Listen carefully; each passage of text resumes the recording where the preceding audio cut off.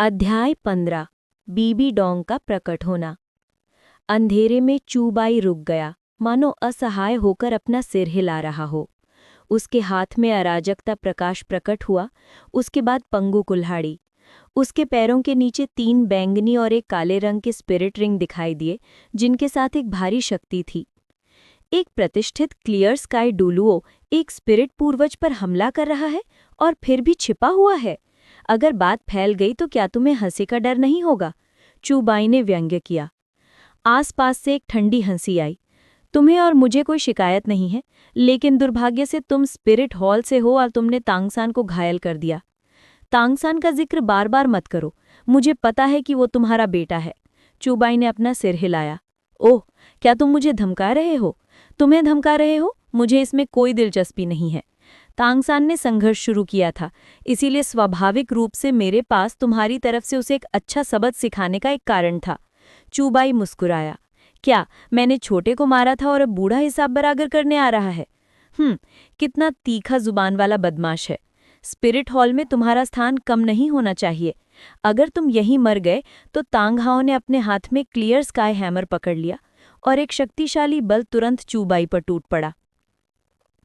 इस अपार शक्ति का सामना करते हुए चूबाई को लगा कि उसकी सांस लेना बहुत मुश्किल हो गया है और उसका शरीर झुकने को मजबूर हो गया, मानो वो घुटने टेकने वाला हो। तुम सचमुच एक जीनियस हो। 3000 साल और एक 10,000 साल का स्पिरिट रिंग। क्या ऐसा हो सकता है कि तुम्हारे अंदर जुड़वां आत्माएं हों? टांगहाओ की आवाज आई। तुम्हें इससे कोई लेना देना नहीं है। चूबाई ने पंगु कुल्हाड़ी को कसकर पकड़ लिया। पंगु कुल्हाड़ी से एक प्राचीन आभा निकलने लगी और तीव्र अराजकता प्रकाश ने उसके शरीर को घेर लिया।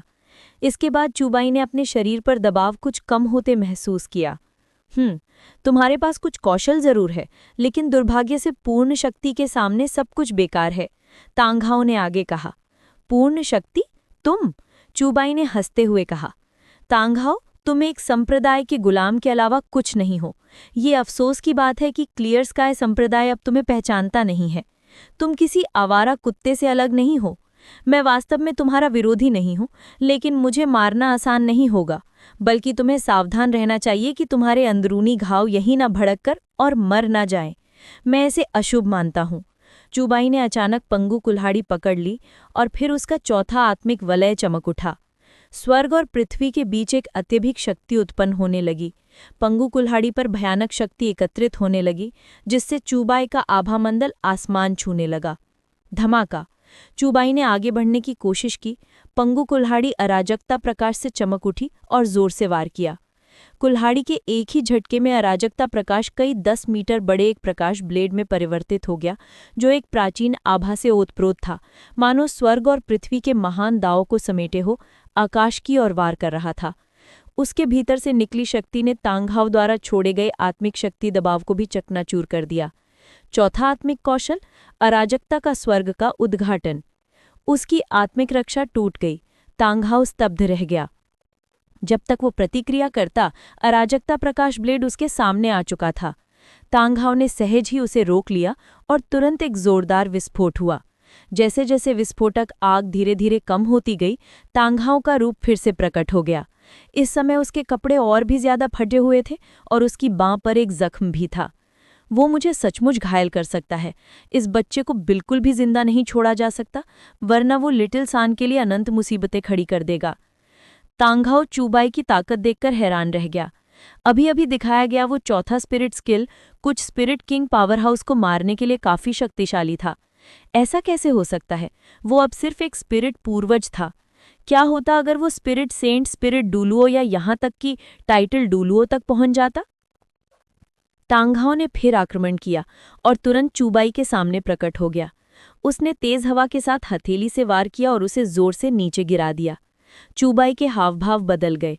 वो केवल अपनी छाती के सामने पंगु कुल्हाड़ी से ही उसे रोक सकता था, लेकिन फिर भी वो इस भयानक शक्ति से लड़खड़ा कर पीछे की ओर गिर पड़ा और बेकाबू होकर खून खांसने लगा। धिक्कार है! तांगहाओ द्वारा उड़ाए जाने के बल का इस्तेमाल करते हुए चूबाई ने मुड़कर भागने की कोशिश की। उसी समय चूबाई के हाथ में पंगु कुल्हाड़ी से एक बार फिर से तेज रोशनी निकली, जिससे उसका चौथा आत्मिक कौशल जारी रहने का इरादा था। इस समय उसका चौथा आत्मिक कौशल स्पष्ट रूप से उसका सबसे शक्तिशाली हमला था। छोड़ने की कोशिश कर रहे हो? तांघाओ ने व्यंग किया। तुरंत हवा में प्रकट होकर नीचे चूबाई को जकड़ लिया। फिर उसके हाथ में विशाल क्लियर स्काई हैमर हवा में उड़ता हुआ चूबाई की ओर नीचे उतरा। पीछे से कंपन महसूस करते हुए चूबाई ने अपना सिर घुमाया। आकाश से उतरते हुए क्लियर स्काई हैमर का सामना करते हुए वो दांत पीस रहा था और पूरी ताकत से लड़ने ही वाला था। तभी उसने देखा कि एक सुंदर आकृति उसके सामने प्रकट हो गई।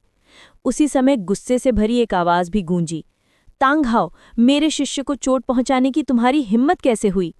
एक शानदार वस्त्र पहने बीबी डोंग प्रकट हुई।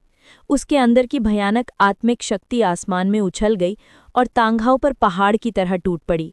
हवा में लहराता हुआ क्लियर स्काई हैमर भी उसी क्षण तांघाओ के हाथ में वापस आ गया। बीबी डोंग, वो मेरी वजह क्यों बचाएगी? चूबाई हैरान थी। क्या बीबी डोंग उसका पीछा कर रही थी? वरना वो स्पिरिट सिटी से इतने कम समय में कैसे पहुंच गई? बीबी डोंग को आते देख तांघाओ के चेहरे पर गंभीरता छा गई। बीबी डोंग, मुझे उम्मीद नहीं थी कि तुम खुद हस्तक्षेप करोगी। अगर मैं खुद हस्तक्षेप नहीं करती तो क्या तुम कमजोरों को धमकाकर मेरे शिष्य तांघाओ को मार डालती? चूबाई स्पिरिट हॉल का पवित्र पुत्र है, तुम में उसे मारने की क्षमता नहीं है, बीबी डोंग ने व्यंग्य किया। उसकी आभा तांघाओं से कम नहीं थी। इस समय उसने अपनी आत्मा भी छोड़ दी थी और तांघाओं को घूर रही थी। आत्मा भवन? क्या आत्मा भवन है? तांघाओ जोर से हंसा। देखता हूं कि तुम जो वर्तमान सर्वोच्च धर्मगुरु हो, कियानजुन जी से ज्यादा शक्तिशाली हो या नहीं।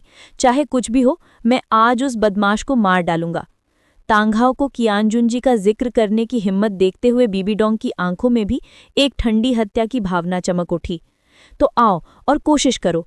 आसमान में दो भयानक आभाएं टकराईं। दोनों में कई लाख साल पुराने आत्मा के छल्ले थे। फिर बीबी डोंग ने सबसे पहले आक्रमण किया। आत्मा से जुड़े होने के कारण उसके शरीर से न केवल अत्यंत तीव्र विष निकला, बल्कि उसकी आत्मिक शक्ति भी असंख्य प्रकाशधारों में संघनित होकर तांघाओ की ओर उतरी। तांघाओ ने क्लियर स्काई हैमर को पकड़ लिया और जोर लगाया, खुद को घुमाया, जिससे क्लियर स्काई हैमर की भारी शक्ति बीबी डोंग के आक्रमण से टकरा गई। शिष्य बीबी डोंग, पीछे हटो। बीबी डोंग की आवाज आई और फिर उसकी आकृति आसमान में उड़ती हुई दिखाई दी। फिर वो ऊपर तांघाओ से युद्ध कर रही थी। बीबी डोंग, मैं तांघाओ एक दिन स्पिरिट हॉल का बदला लूंगा। तांघाओ ने कुछ बेचैनी से कहा। अगर तुम बदला लेना चाहती हो तो मैं हमेशा तैयार हूं, लेकिन चूंकि तुमने मेरे शिष्य को छूने की हिम्मत की है, इसीलिए तुम्हें इसकी कीमत आज चुकानी होगी। बीबी डोंग साफ तौर पर बहुत गुस्से में थी और उसके आक्रमण बेहद भयंकर और भयानक थे। हर बार तांघाओ के महत्वपूर्ण बिंदुओं पर लक्षित था।